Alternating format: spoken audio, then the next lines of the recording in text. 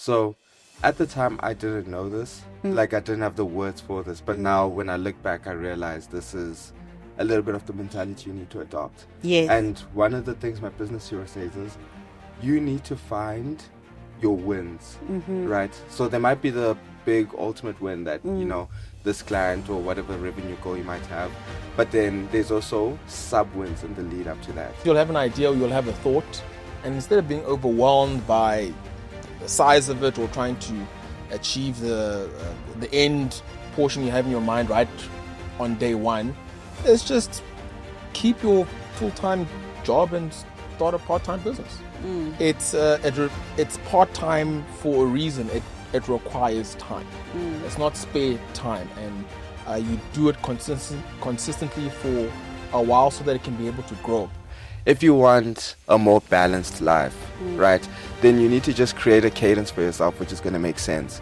Like, how much do you know you can reasonably stick to while still creating pieces that are valuable and people actually want to watch, instead of just quickly like slapping things together and pushing it out there. That's the first piece. And then work within those bounds, be reasonable with yourself, etc., etc. Then there's the more, let's call it extreme version of advice, right? And I think this is if you're in a place where you really, really want to make a change, and you don't want, I'm going to call it the slow growth that comes with balance, right? And that is, you're going to lose sleep. You're not going to be able to see your friends and family, and people are going to question like what's going on.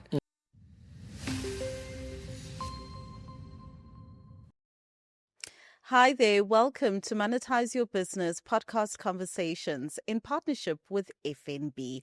My name is Hetty, the entrepreneur, and I am the host for this podcast conversation.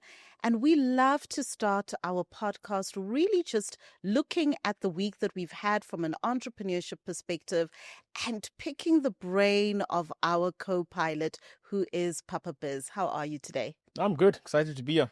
Yeah, absolutely. So how's your week been from an entrepreneurship perspective? Any aha moments to share with us?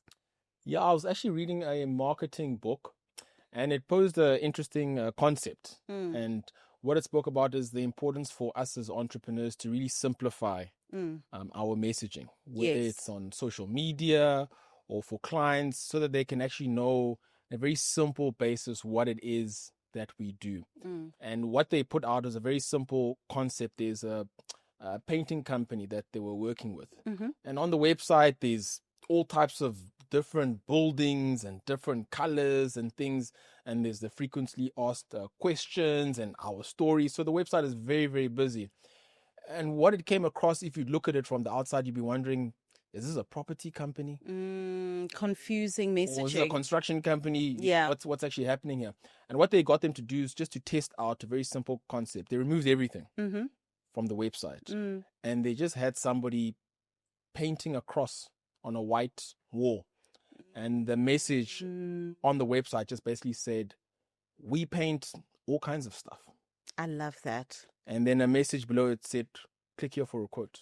I absolutely love that. So, it's things like that to think, how does it actually impact in our own businesses? Of course, we're here in South Africa, but we see that often when we get into workshops and we force participants for our pitching challenge to really have only 2 minutes to explain what their business is and how they'll be impacted if they were to get the funding from the pitch competition. And a lot of them struggle. But it's something we all have to practice, which is to figure out how to simplify what we actually do and make it very clear so we don't confuse our customers. We confuse our customers too much and we lose too much money from that. We absolutely do. And I really resonate with that, because even when I think of myself, if I'm about to do a speech or I'm submitting a proposal or about to have a meeting, I'm always thinking to myself, what is actually the one message that I'm trying to get across? Yeah.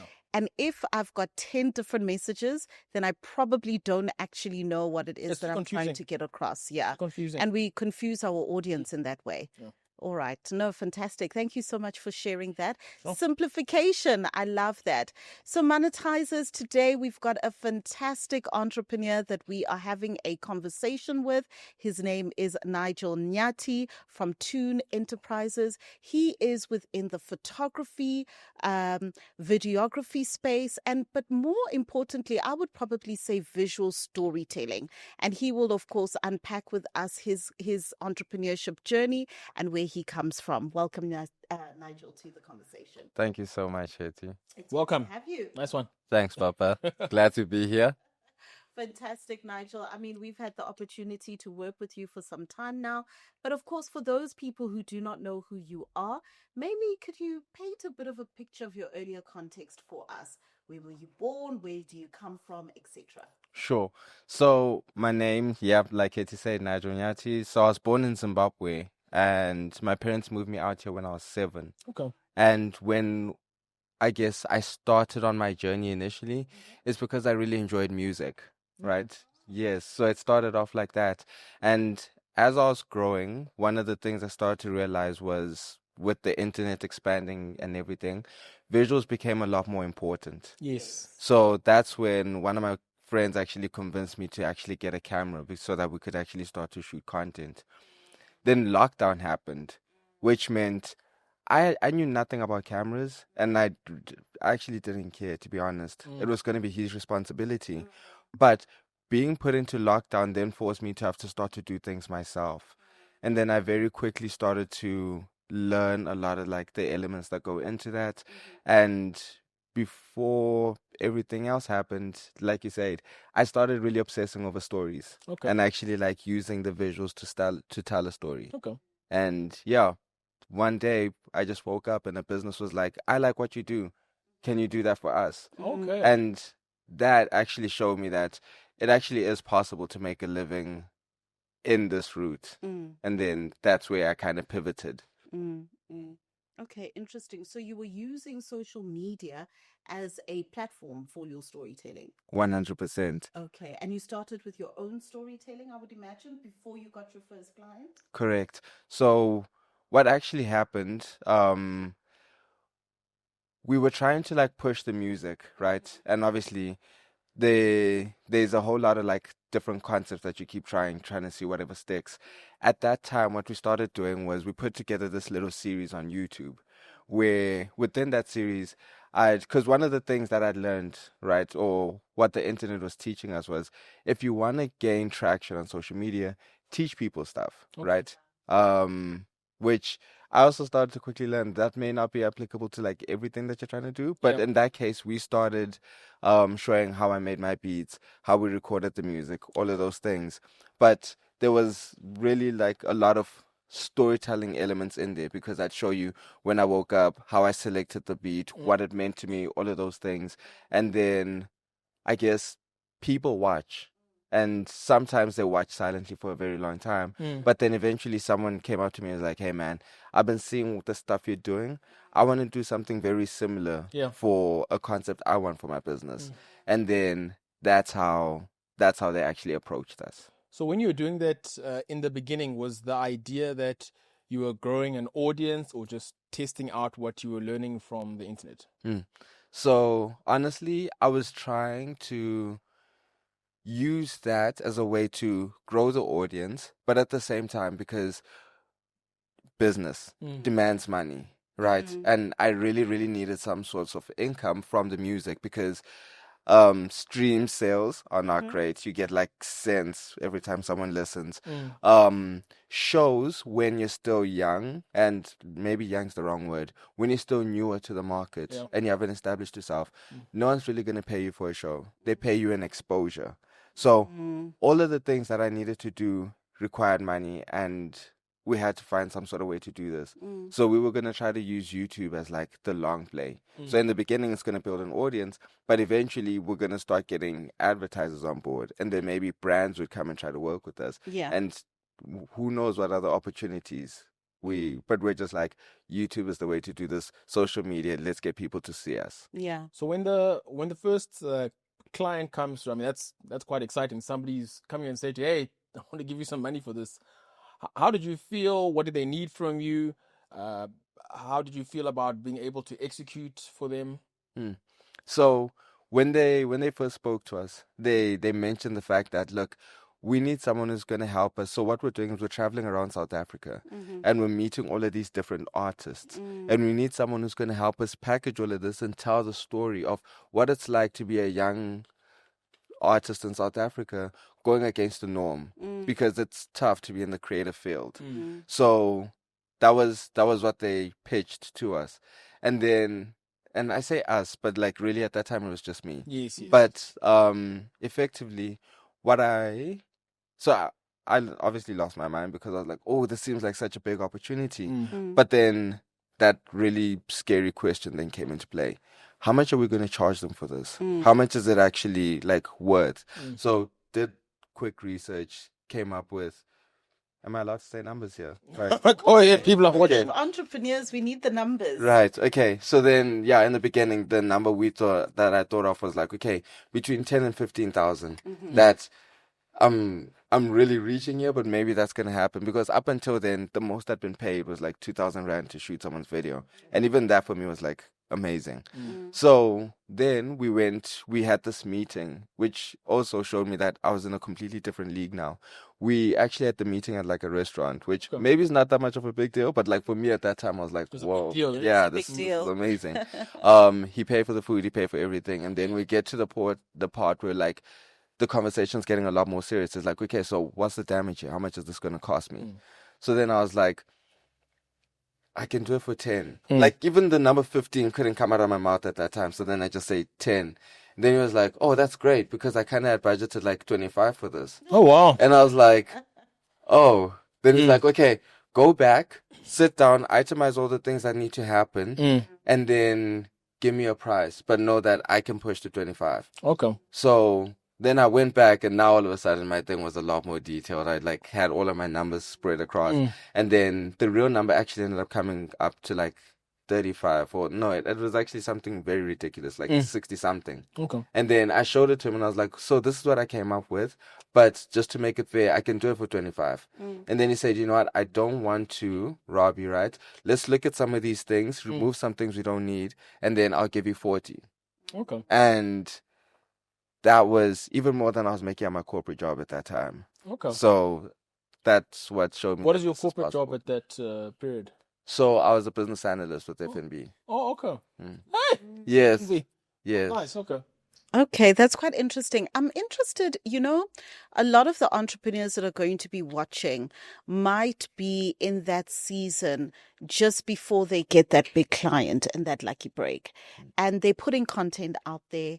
They're trying to get themselves to be visible. But like you said, some people are seeing your content, but they're like ghost watchers. They're not necessarily engaging.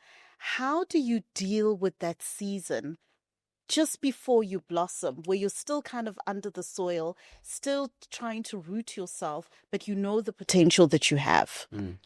So at the time, I didn't know this. Like I didn't have the words for this. But now when I look back, I realize this is a little bit of the mentality you need to adopt. Yes. And one of the things my business hero says is, you need to find your wins, right? So there might be the big ultimate win that, this client or whatever revenue goal you might have.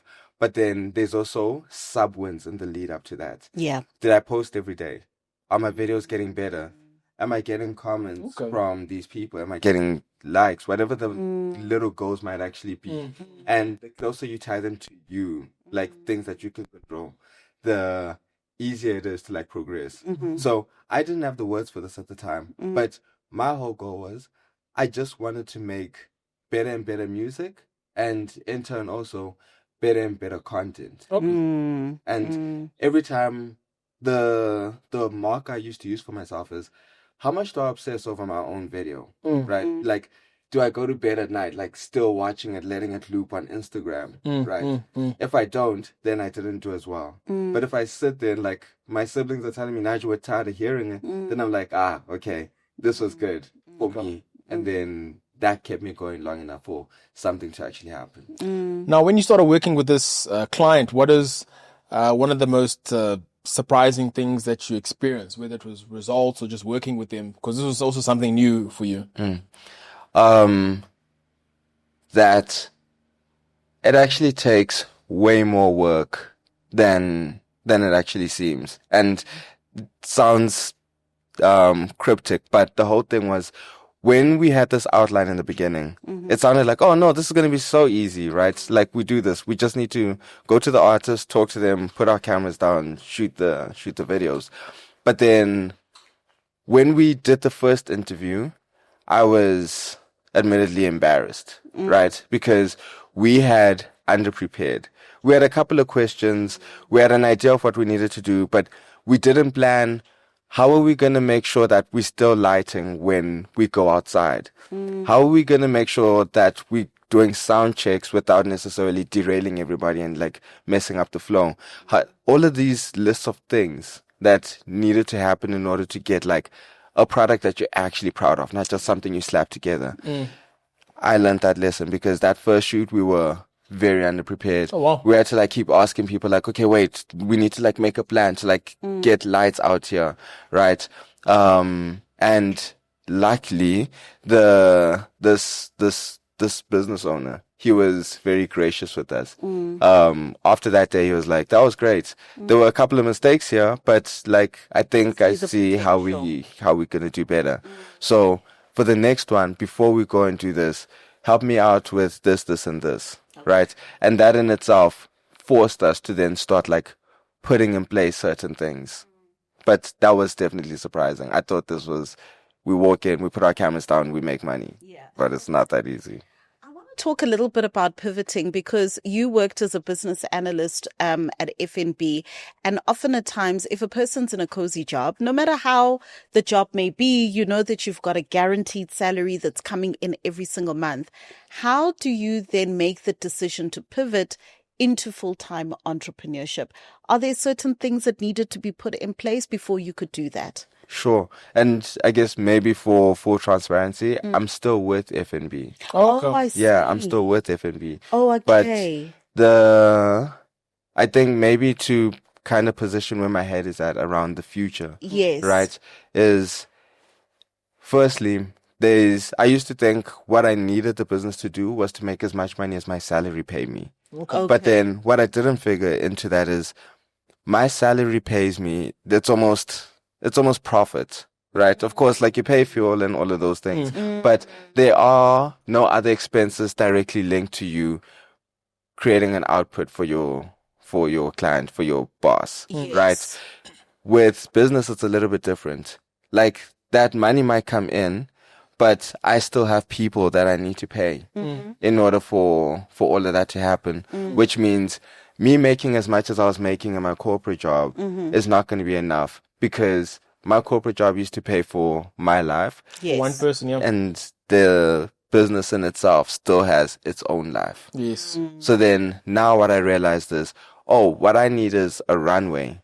At the very least, what I'd want is to be able to like be holding on to like 5 to 6 months of my team's salary. Right. Just to create that cushion. If I have that, and also rent, because the thing is, I believe in, and maybe this is because of where I'm at currently, but I believe my home / office / studio can be the same place. Okay. It can be the same place. Right now where I live, most of the house is like an office, and then there's like little the corners which are like studios for creating, and then I have like my little corner where there's a bed, and that's like all I need. Okay. Right? So then I need to also ensure that at least my rent is covered for those like at least 3 months. Then I'm not operating from a space of desperation and always like needing to like close that next deal, because I have been in that place, and you don't operate under the best circumstances when you operate like that. But that's my thinking. Now, I want to check. I mean, this talks to something, our mentor, that's Robert Kiyosaki, and he likes to talk about how for a lot of people, they don't understand the concept that you need to, in the beginning, keep your full-time job and start a part-time business. And it's not a spare time business, because nobody's got spare time, but it's part-time, and it's deliberate to be able to put in and grow So I like the way that you were speaking about how to grow the revenue because, with your salary, it's linked to one person, but now with business, there's all types of areas where the funds need to go to.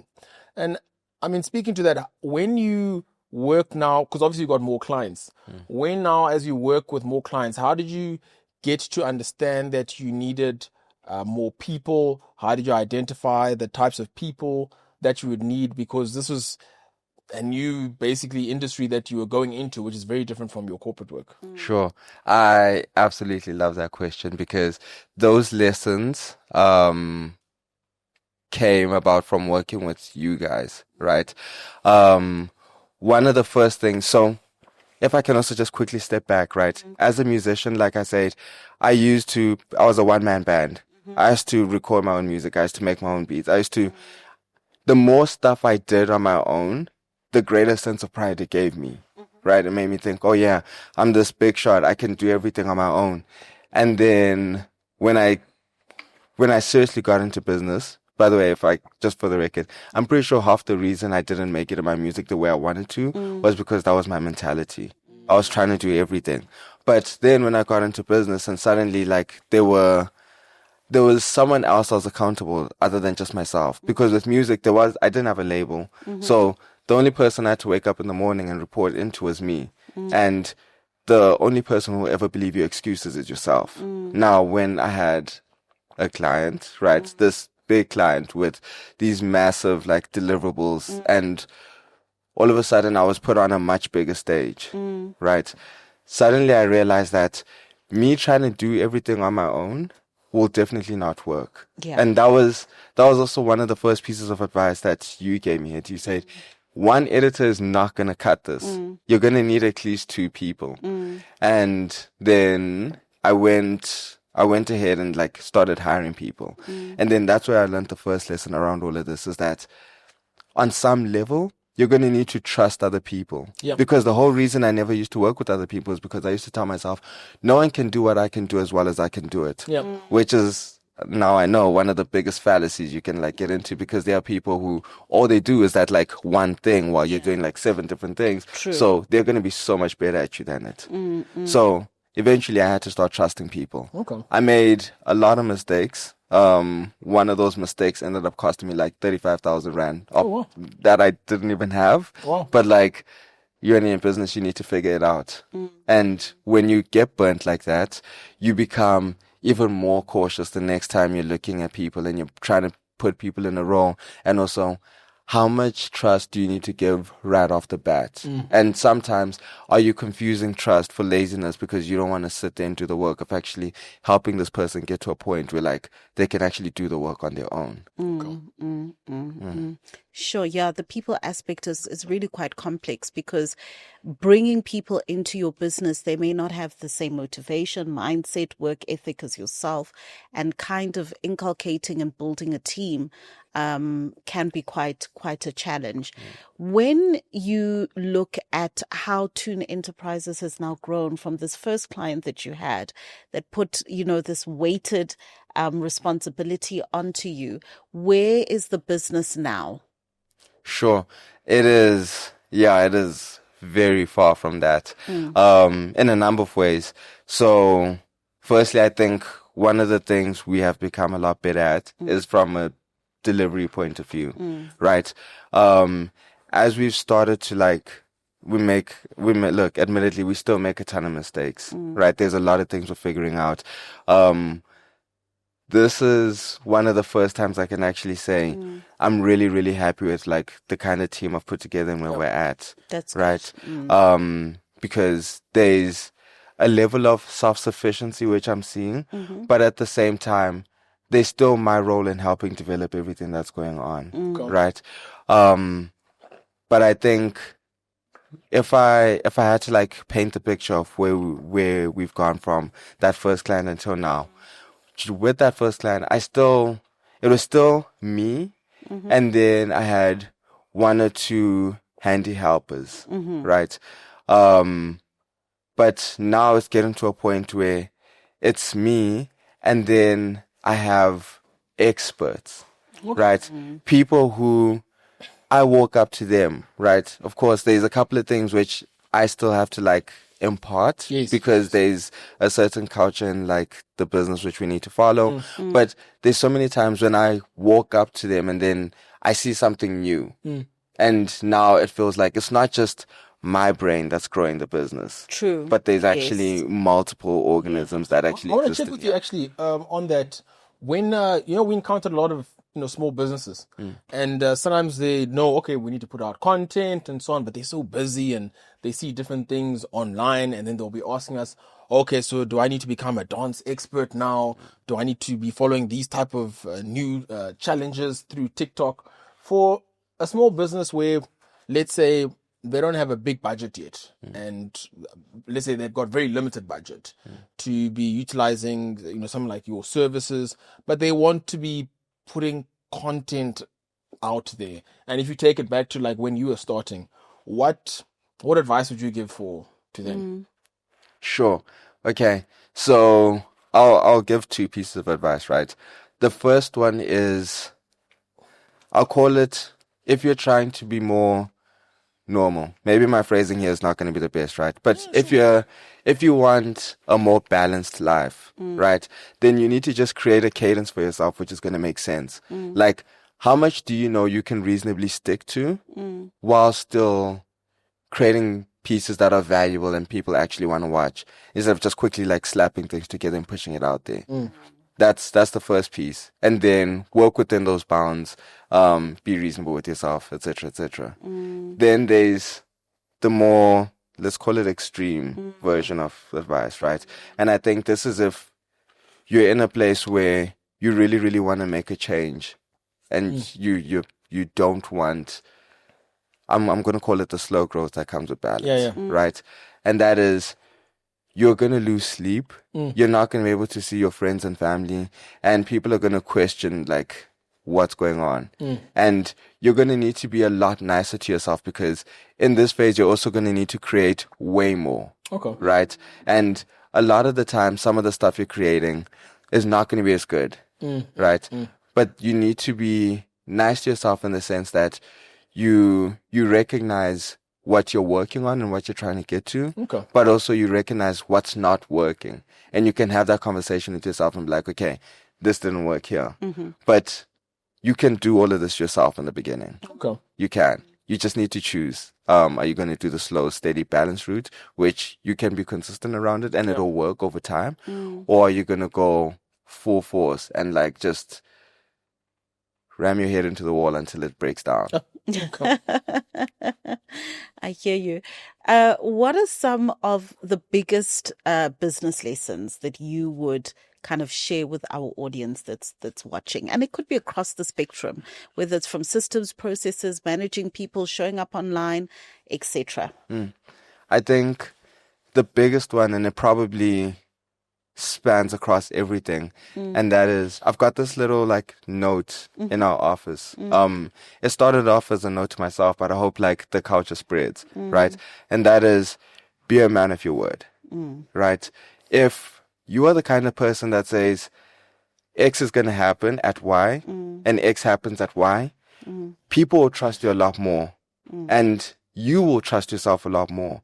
And there's a crazy amount of growth that comes with that. Like I said, we're still making a ton of mistakes. There's a lot of things that we're trying to grow into. And one of the biggest ones is just, let us be people that do what we say we're going to do. Because ultimately, that is going to supersede us, right? That is the kind of thing that's going to happen when we're not there to like fight for ourselves, when there's certain discussions being had. So that is the biggest lesson. And unfortunately, like, I still have to fight with myself and even the team sometimes about it when we fail to live up to that. But then I think again, one more time, it's also about like being nice enough to yourself to recognize that, okay, you messed up, but don't wallow in pity. Fix it. Like, you missed Y, but like, bring it back. Absolutely. That makes so much sense. Such great nuggets from this conversation. Papa Biz, let me throw it back to you. What have been some of the biggest takeaways that you've gotten from our conversation with Nigel? It's two things that I'm listening to your story that I'm reminded about. The first thing, and I mentioned it a little bit in the beginning, it's a lesson for all of us, especially in South Africa, which is that sometimes you'll have an idea or you'll have a thought, and instead of being overwhelmed by the size of it or trying to achieve the end portion you have in your mind right on day one, it's just keep your full-time job and start a part-time business. It's part-time for a reason. It requires time. It's not spare time, and you do it consistently for a while so that it can be able to grow. And the second part is, we classify it almost as moving from somebody who identifies himself as an S to a B. So a S is a specialist, and a B is a business owner.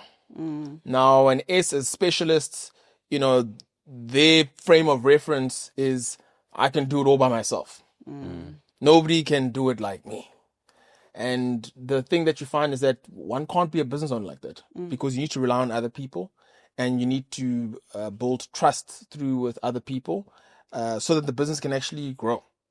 And I find that what I'm hearing in your journey is by consistently being involved and focusing on a part-time business to grow it, it also became very clear to you, I can't be an S. I'm not going to be a business owner if I remain this way. And it actually helps one to be able to grow, which is good for everybody around. It's good for the team, it's good for your clients, and it's good for the bank account.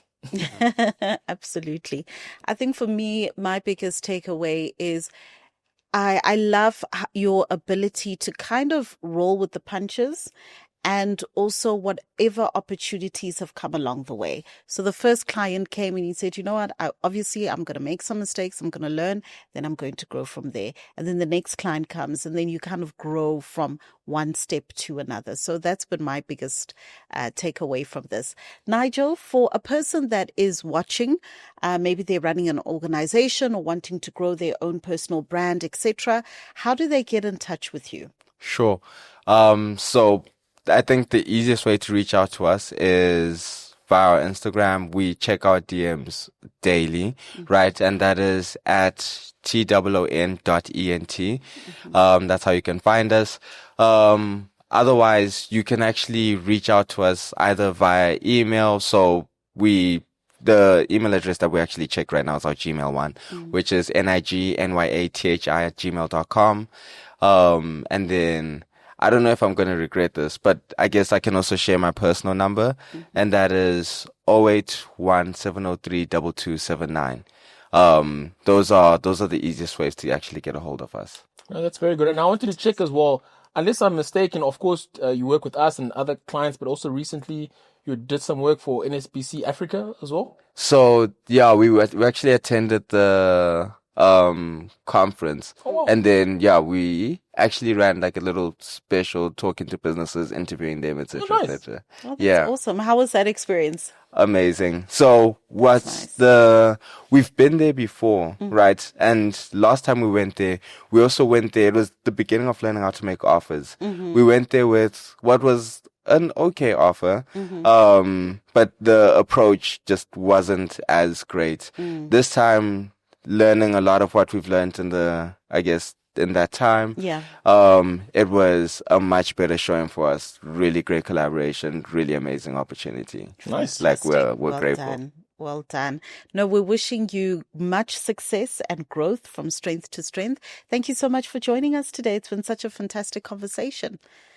All right, monetizers, this brings us to the end of yet another awesome podcast conversation with a phenomenal entrepreneur that is really a mover and shaker in their area of expertise. We're going to leave Nigel's details within the description box. Make sure that you do reach out to him. And don't forget to follow us on all social media platforms. It's at Monetize Your Business. And of course, we do have our physical workshops as well. So make sure that you check it out so that you see when we are next in your area. Until our next conversation. Bye-bye. Cheers, guys. Bye.